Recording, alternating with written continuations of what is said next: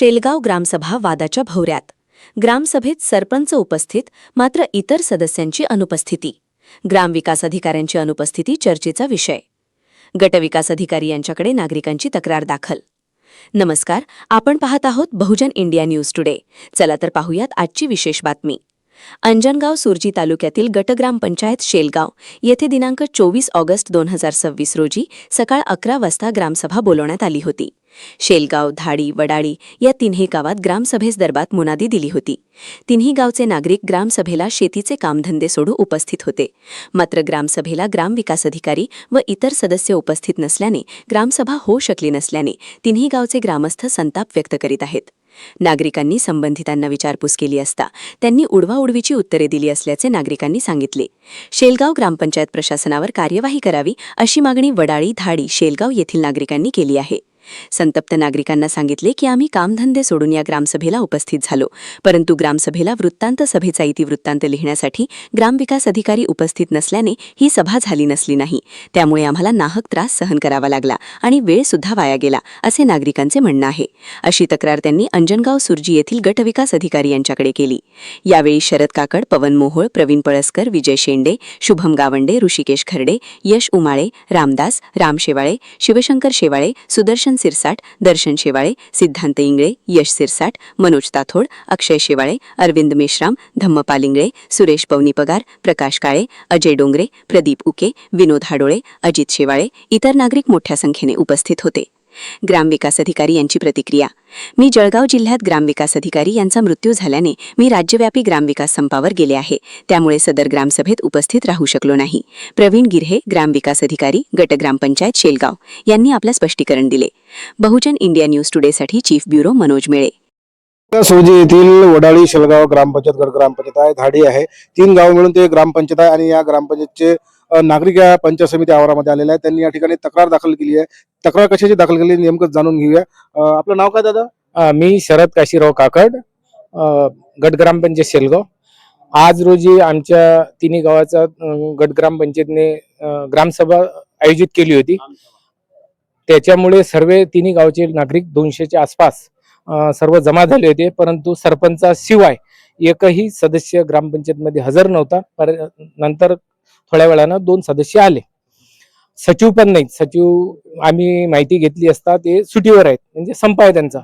पण ग्रामपंचायतच्या सरपंचानं प्रोसिडिंग लिहिण्यासाठी कोणताही एक अधिकारी नेमला नाही किंवा पंचायत समितीला मागणी सुद्धा केली नाही. 200 लोक जमा होऊन ग्रामसभा आज तहकूब झाली.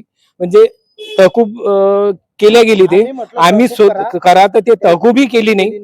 आणि याच्यानंतर कधी घेऊ हे सुद्धा सांगितले नाही. यांचा सर्व मनमानी कारभार चालू आहे. तिन्ही गावात कोणत्याच प्रकारचा विकास नाही.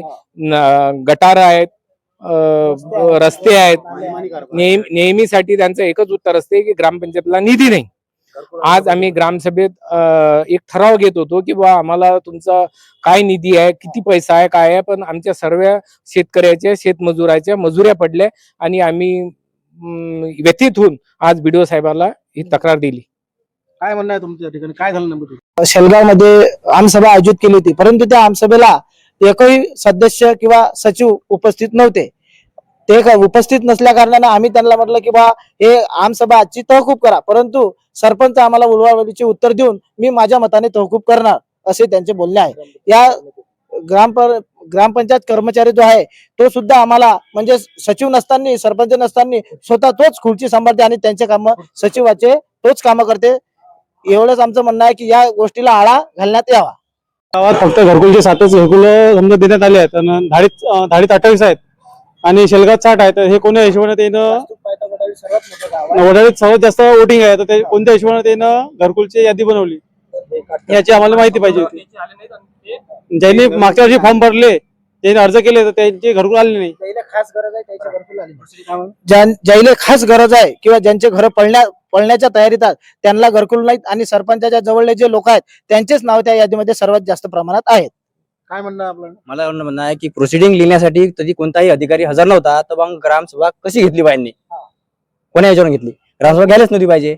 आणि तरी कोणताही व्यक्ती हजर नव्हता आणि तरी त्या ठिकाणी 200 लोक हजर होते आणि पूर्ण होतं. आणि हो सर्व होते आणि त्यांना बीडीओ साहेबांना फोन लावला, ते फक्त म्हणाले प्रोसिडिंग नाही लिहिली, नाही हजरच नव्हता त्या ठिकाणी आणि बीडीओ साहेबांनी त्यांना प्रोसिडिंग अधिकारीच नेमला नव्हता, त्याच्यामुळे ते आणि ग्रामपंचायतचा कर्मचारी म्हणजे चपराशी हा हेतू पुरस्पर सचिवाचे काम करते आणि त्याला जसं पाहिजे तसं ते सचिव करू देतात खुर्चीवर बसून. मी स्वतः आज त्यांना खुर्चीवरून उठवलं.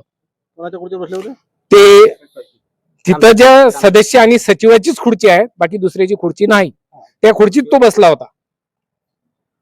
झाली पाहिजे मच्छराची. बाकी जे ग्रामपंचायत मध्ये होतात, पावसाळा लागते, काही होते फवारणी, कोणाला डेंगू होते, कोणाला हे एकच फवारणी करत नाही. आता 4 वर्ष झाले एकांनी एकही फवारणी नाही झाली. ग्रामपंचायत म्हणजे जे सचिव आहेत ते आम्हाला पाहिजेच नाहीत, त्यांची आमच्या इथून बदली करण्यात यावी. महत्वाचा मुद्दा आहे, यांना ग्रामसभा घ्यायला नव्हती पाहिजे. जर समजा सचिव जागेवर नाही तर त्याची नेमणूक करायला पाहिजे होती. आणि त्याच्यानंतर गावात काही विकास कामं हे हेतू करत नाहीत किंवा परस्पर हे घर टॅक्स मागायला दारोदारी जात नाहीत, हे मनमानी कारभार करतात. यांच्या ह्या कारभारावर काही शासकीय आळा घालण्यात यावा अशी आमची नम्र विनंती आहे पूर्ण गावप्रवासी. शाळेच्या मुलाला जर काम पडलं तर घर टॅक्साची मागणी करतात. असं हे झालं नाही पाहिजे. यांना पूर्ण वसुली करायचा अधिकार आहे, तर हे घरोघरी जाऊ शकतात.